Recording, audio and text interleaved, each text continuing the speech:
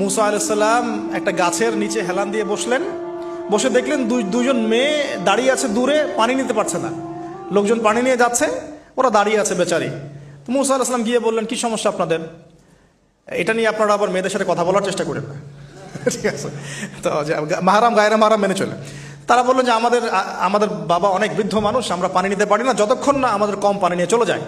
তো মুসা আলাইহিস সালাম তো একটু বললাম না, ফিজিক্যালি খুব স্ট্রং ছিলেন, থাকে না বডি বিল্ডার, সামনে গিয়ে কথা বলে সরো পানি দিতে দাও, তখন মানুষ একটু মূল্যায়ন করে না। তো মুসা আলাইহিস সালাম এভাবে পানি নিয়ে দিলেন এবং বাছুরদেরকে পানি পান করালেন, করিয়ে গাছের নিচে এসে বসে আছেন। বসে বসে তিনি দোয়া করছেন, এই যে দোয়াটা তিনি দোয়া করছেন, রব্বি, একটা নেক কাজ করলেন, নেক কাজ করলেন না, মানুষের উপকার করলেন, নেক কাজ করে এসে গাছের নিচে বসে দোয়া করছেন, আল্লাহ এখানে তো আমার খাবার পানি বাসস্থান কিছুই নাই, আমি কি করব?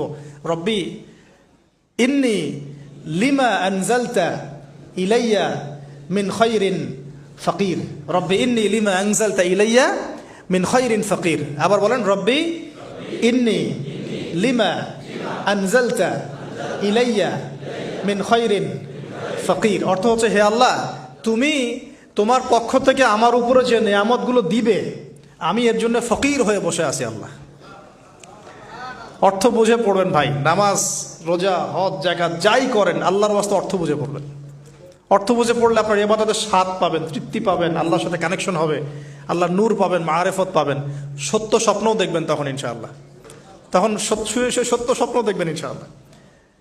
আল্লাহ পাক তৌফিক দান করবেন। এবার আল্লাহ পাকের সাহায্য নেমে আসলো, ওই দুই মেয়ের মধ্যে একজন হেঁটে হেঁটে চলে আসছে। এবার এই মেয়ের হাঁটা সম্পর্কেও কোরআন কথা বলেছে, সুবহানাল্লাহ। এই মেয়ে কিভাবে হেঁটে এসেছে এই হাঁটার বর্ণনাও কোরআন দিয়েছে। কোরআন বলেছে এই মেয়ে হেঁটে আসছে লাজুক পায়ে। কি পায়ে?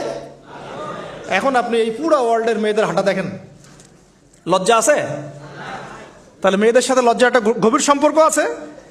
এই মেয়ের প্রশংসা আল্লাহ পাক কোরআনে করলেন, লাজুক পায়ে লাজুক ভঙ্গিতে অবনত নয়নে সে হেঁটে আসলো। এখন আপনি কেলে যান, গো টু খেল, আপনাদের টুইন টাওয়ারে যান, দেখেন সবার হাঁটা চলা দেখেন। হায়া লজ্জার কোনো বালাই আছে এখানে? আমি গত লেকচারে বলেছিলাম যে আদম আলাইহিস সালাম এবং হাওয়া আলাইহিস সালাম, ইবলিস তাদের সাথে প্রথম যে আচরণ করেছে ওই ফল খাওয়ানোর পরে, সেটা কি? তাদের গা থেকে পোশাক খুলে পড়ে গেছে, মানে নগ্ন করে দিয়েছে আমাদের পিতামাতাকে। মহাবিশ্ব নগ্ন করে দিয়েছে কে? ইবলিস। তো এখন এই পৃথিবীতে আমরা যারা নগ্নতার চর্চা করছি, তার কার এজেন্ট আমরা বুঝতে বাকি আছে? আমার কথা কি বুঝতে পারছেন কিনা? এই কানেকশন মিলানোর চেষ্টা করেন, ডটসগুলো মিলানোর চেষ্টা করেন। সামনে যাই প্রিয় ভাই, এই মেয়ে এসে বলছে, আমার বাবা আপনাকে ডাকেন, আমার বাবা আপনাকে ডাকছেন। তিনি গেলেন, বাবা শুআয়ব আলাইহিস সালাম